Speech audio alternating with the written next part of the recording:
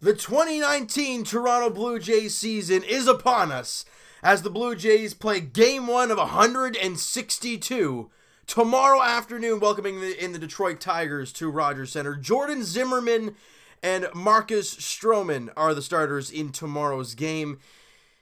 The season is here, people. A lot of baseball fans have been waiting for this time. Spring training drags on the way it does, but we're finally here. March 28th is tomorrow, and Game 1 of the season is tomorrow. Now, there's a lot of question marks going into the year for the Jays. What will the team look like as the season progresses? You know, obviously the prospects coming up of Vladimir Guerrero Jr., Kevin Biggio, and Bo Bichette are the three young studs for this team that are in AAA to start the season.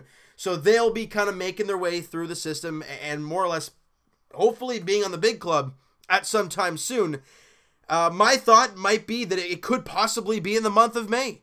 Obviously, with the whole, extra year of controllability of free agency, if they come up in May, is a big thing. That's the main reason why these guys probably didn't make the team at a camp. Yet you've seen a lot of the other younger players in the game make the teams at a camp, right? Eloy Jimenez, the guy who got the big contract, the second overall prospect, I forgot his name now. He made the team at a camp, I think it was by San Diego. But for the Jays, Vladdy's in AAA. I mean, I think his health and his not so great play in spring training really kind of helped that decision along. Bo Bichette, I think, was harder though because he had such an amazing spring training. But him, Biggio, and Vladdy are in AAA, but do not expect them to be down there for too long, assuming they're going to succeed as they've done at every single level so far.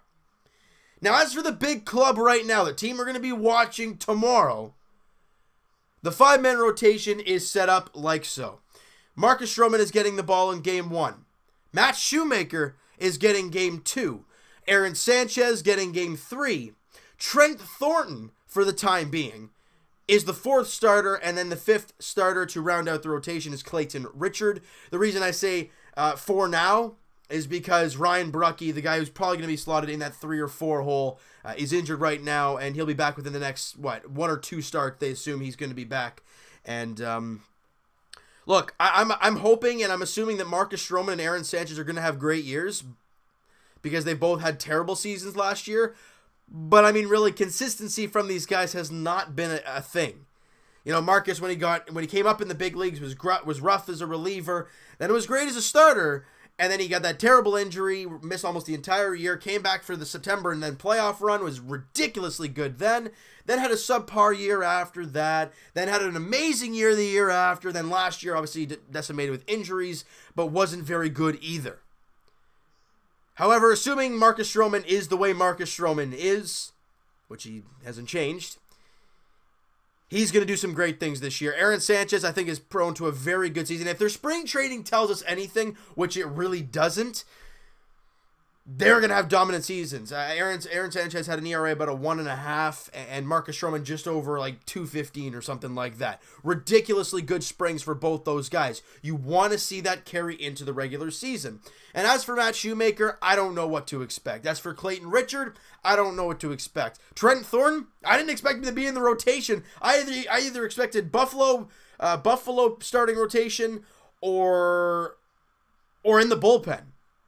But he's a starter right now. I mean, they chose him over Sam Gaviglio, which was quite interesting to round out the rotation. Gaviglio is going to be in the bullpen, and that is that. But as for the Blue Jays, and you look towards the rotation the way it is, I don't know. I think they're prone to a really good season. I think Aaron Sanchez and Stroman are going to have great years. I'm really excited to see what Ryan Brucke can do in his sophomore season.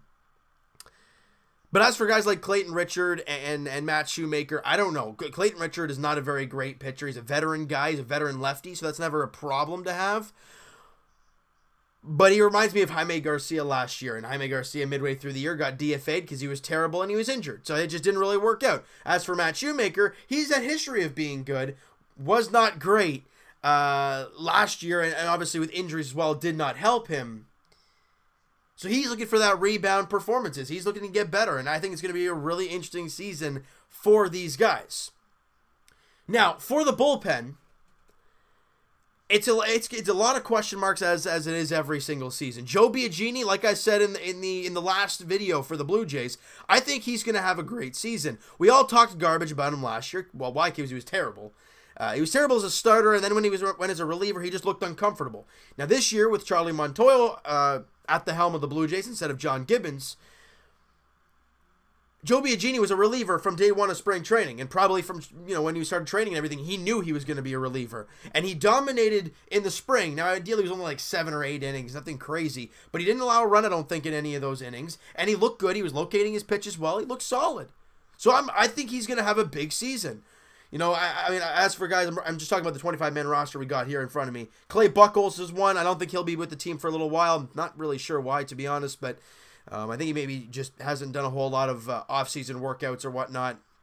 He could be a guy, if a guy like Clayton Richard doesn't work out, Clay Buchholz can be a guy who can slide right in there, or he can even slide in there no matter what. So it's going to be really interesting to see what they do with Clay Buchholz once he is available. Sam Gaviglio is going to be the long man out of the bullpen. Ken Giles is going to be the closer. This is all to start the season, so things might change. But as of right now, I think this is the way things are going to line up. Daniel Hudson, the guy the Jays just signed not too long ago for reliever help because they got some injuries going with John Axford and Ryan Tepera. And my boy Elvis Luciano, the youngest player in the big leagues. You're darn tootin', the Rule 5 draft pick from the Toronto Blue Jays, the 19-year-old, the first player born in the 2000s in the major leagues this year. So it's going to be very interesting to see how he does. Didn't have a great spring, but he has some electric stuff. I'm just really intrigued to see how it plays in a big league environment in a regular season game. I want to see this kid do well because he's so young. He's got so much talent, and this team needs some extra help at the end of the bullpen.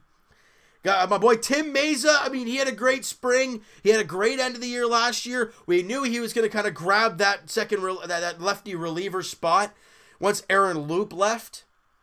Or got traded. And that's exactly what's going on. And then we all expected that to happen. He's run with it in the spring, and he's done fantastic. Thomas Pannone, another lefty out of the bullpen. I mean, he was a guy battling for, I think, the starting spot, but they did not want to fire him in Buffalo, so they kept him on the big league club, and there you go. David Phelps, another offseason acquisition. I don't really know what to expect from him. I think he's still injured as of right now, so we're not going to see him as of yet.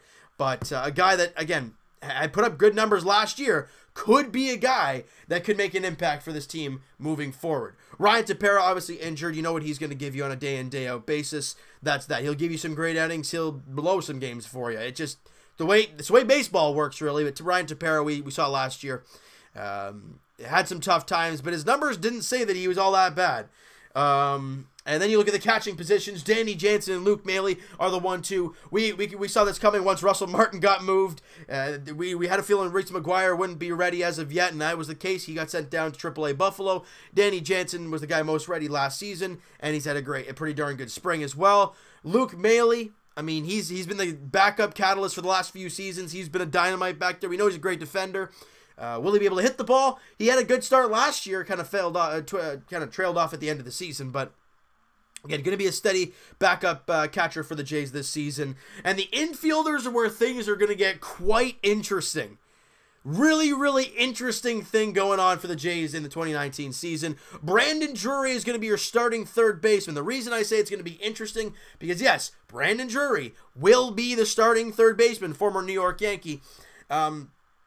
He will be the starting third baseman for the Toronto Blue Jays to start the year, but once Vladimir Guerrero Jr. makes his debut at some point this year, what are they going to do with Drury? And if he starts playing really well and has a great season, what do you do?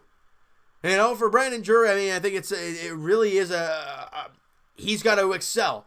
And like I've said many times, he's had a great spring training, but you want to see this go into the regular season and continue to grow moving forward into this season. All right, Freddie Galvis, a guy that I thought I was actually kind of impressed with in the spring. You know, his average didn't suggest anything, but he's a great defender. And did you guys know this stat? I heard it in, I think it was the Monday night game in Montreal. They said that Freddie Galvis is the only player to play back-to-back seasons, like the last 2 seasons, of all 162 games. Each season. That's crazy. That is insane. And that tells you right there, you got a stable guy back there that you can rely on to play every day if you need to. It's great. Lourdes Gurriel Jr., like we talked about with other guys that had great second halves of the season, you want to see them take that next step into their, into their first full pro season. So Lourdes Gurriel had a great second half last year once he got called up for this team. Put a great, 11 game multi-hit streak, I think it was, and he was just an amazing player for this team last season. So we looked for him to continue to improve and to continue to get better this season. And for Justin Smoke, you know what he's going to give you. He's going to give you home runs. He's going to walk. He's going to give you good defense. At batting average, I don't know what we're going to get from Smokey, but we're going to have to wait and see how that plays out with him and all that with Kendrys Morales. And if they don't start doing well, maybe a guy like Rowdy Tellez can fly into the mix. Who knows? Devin Travis on the DL. Don't know what the heck's going to happen with him. It's terrible to see, man. That guy can't stay healthy at all. Richard Urania, the man. This guy had an amazing year last year. Very minimal time with the Jays. But he hit like 300 with the team last year. He had a pretty darn good spring. I think he hit about 300 in the spring, too. A guy that's I think he made like the last infield spot on the roster. So I think he's going to be a guy coming off the bench in running situations. And once guys need days off, like a Brandon Drury if he needs a day off, Freddie Galvis if he needs a day off, Gurriel when he needs a day off. You'll see a guy like Richard Urania fly into there and take that role on a little bit there this season. As of right now, it says Jonathan Davis is on the roster. I don't know if that's true or not. You guys can let me know. Randall Grichuk, Teoscar Hernandez, Billy McKinney, Kevin Pillar, and, Dalton Pompey's injured, but he's right there. The outfield is quite an interesting one because Grichuk had a terrible start last year, but he really came on once he came back from his injury last season. Can he take that next step, be the everyday right fielder, hit you 30 home runs, hit you about 250, and give you solid defense? I will take that any day. Teoscar Hernandez, we all know the holes in this guy. Will he be able to strike out less than last season? Will he be able to actually make some right plays in the outfield? We're all going to start learning this tomorrow if these guys are actually improving. Teoscar Hernandez, he's really coming into his first full season. People are going to say, well, he played a lot last year. He did play a lot, but he started the year, I think it was all of April or, most of April, maybe even the beginning of May as well, in AAA Buffalo. So, Teoscar Hernandez is getting his first full start of the season, I guess, as a Blue Jay. And I'm really intrigued to see what he has to do this season. Is he going to keep that home run, stuff going like he did last year? He kind of trailed off by the end of the year, but I don't know. I'm really intrigued to see what he can do this season. Billy McKinney, a guy that I don't really know what to expect from. He showed some good things last year, but then he showed some not so great things in the plate. He's kind of up and down like crazy. Once again, he was acquired from the New York Yankees last year with Brandon Drury. So both guys hoping to make big impacts to the Jays this year and continuing to prove. Billy McKinney's like 24 years old? He's not very old. He's still a very young player for this team. I'm trying to find him here. Where are we? Okay, I lost him totally. I'm just going to get him right up here. Yeah, this is very... he's only 24 years old, guys. He's got lots of room to progress. He's got lots of room to work, so there you go. Kevin Pillar, you know what he's going to give you. A highlight reel defense. He's going to hit you about 250. Walk about... Well, it'll feel in our mind like about 10 times, right? It won't be actually 10. He'll probably walk about 20 times, give you 10, 15 home runs, steal you 10, 15 bases. He's just going to give you what he gives you every year, and that's fine. That's totally fine. And Kendrys Morales, my man K-Money himself. You know what? I don't know. I don't know how much playing time he's going to get. I don't know how much work he's going to get at first base. I don't know. If he can hit 20, 25 home runs, which I don't know if he will or not, but if he can, that's a positive in itself for me, all right? But there's lots of question marks moving forward for this team, guys. There's a lot of great positive things that could come of this, but it could also fall flat in our face. Now, last year, the Blue Jays came out to a great start. They had an amazing month of April. Everything was working. The bats were on fire. The pitching was great. And we were like, wow, this team's actually playing really well. Could they possibly surprise everybody? Then from the month of May onwards, they hit a brick wall. And then they got injuries, and then inconsistency kicked in, and then it was just a complete mess from there. I don't know what to expect this year. Last year I had the hope that if everyone stayed healthy and if everyone performed the way we know they could, then we could have possibly had a wild card spot. Because with Marco Estrada possibly turning the clock back and J-Happ doing his thing and Stroman and Sanchez staying healthy and being who they can be, and then Jaime Garcia, I don't know, just filling in some work. They could have been good, but Stroman and Sanchez, neither of them pitched over like 110 innings. J-Happ was great, but he was gone by the deadline. Jaime Garcia got DFA'd and then released. It didn't work. It really just did not work, and Marco Estrada really was not good. So it really all didn't work at all for the Blue Jays. Now this season, it could be the same thing. Who knows? If people perform the way we know they can, things could go really well, but they also could go really bad. I don't know. It's going to be really interesting, guys. Tomorrow, 3:37 first pitch at Rogers Center. The Blue Jays welcome the Detroit Tigers for Game 1 of 162. Jordan Zimmermann, Marcus Stroman are the starters in tomorrow afternoon's game. I can't wait to watch the game. It's just watching regular season baseball. No matter if it's a highly anticipated season or not. It's going to be nice to actually watch some baseball. All right, the Jays start the season with a 4-game series against the Detroit Tigers. Detroit's not a very good team. Can we start off the season on a good note? Well, we're going to have to wait and see how all that plays out, all right? So you know what, guys? That is going to do it for this one. If you guys enjoyed this video and you guys are jacked up for the season to get going tomorrow, hit that like button. I do appreciate that. Hit the subscribe button if you guys have not already. Comment down below your expectations for this year. Any kind of guys that you're like, I have a feeling he's going to have an amazing year. Or vice versa. He's going to have not such a great year. I want to hear your guys' thoughts and any guys in the minor leagues you think are going to skyrocket through the system and or make a big impact with this team this year. This is for you guys to discuss, to go nuts. It's a season preview. It's all about discussion, all right? So Evan and I will talk to you guys podcast edition. It's going to be tomorrow afternoon. Link is in the description for the podcast channel and for the podcast itself on iTunes. Twitter is also down below. Follow up, send me a DM, do all that great stuff. And I will talk to you guys Raptors edition. It'll be on, I think it's on Thursday. There's a Wednesday. Today's Wednesday. Thursday. I think it's Thursday. And I'm so busy thinking about the Blue Jays right now. I'm totally wiped from Leafs and Raptors memory right now. The next game for the Toronto Raptors, guys, is tomorrow because they head to New York to take on the very lonely and very bad New York Knicks. 7:30 tip-off there at MSG.